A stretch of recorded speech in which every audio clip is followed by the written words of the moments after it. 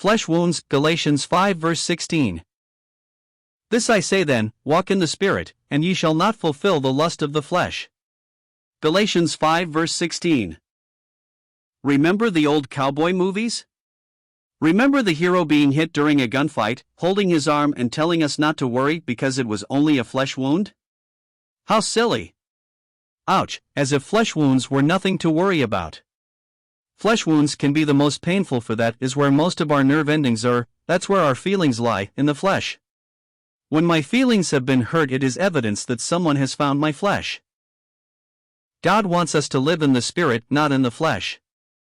Paul had to treat the flesh wounds of believers in the early church.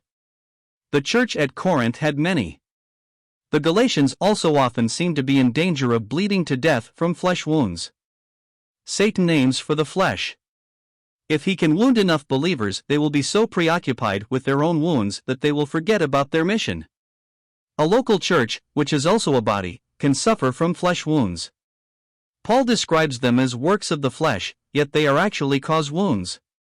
Adultery, fornication, uncleanness, lasciviousness, idolatry, witchcraft, hatred, seditions, heresies, envy, murder, drunkenness, revelries, what a mess.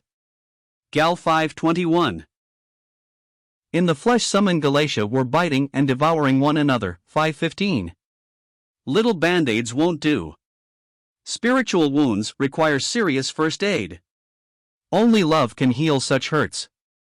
But by love serve one another, for all the law is fulfilled in one word, even in this, love, thou shalt love thy neighbor as thyself. 5:13-14. Be careful of flesh wounds. They can become infected and cripple our Christian walk. If you get one, put God's love on it and remember the one who was wounded for our transgressions. If you find some who has been hurt by sin, do all you can to get them to the great physician who can bind up the broken-hearted. ID.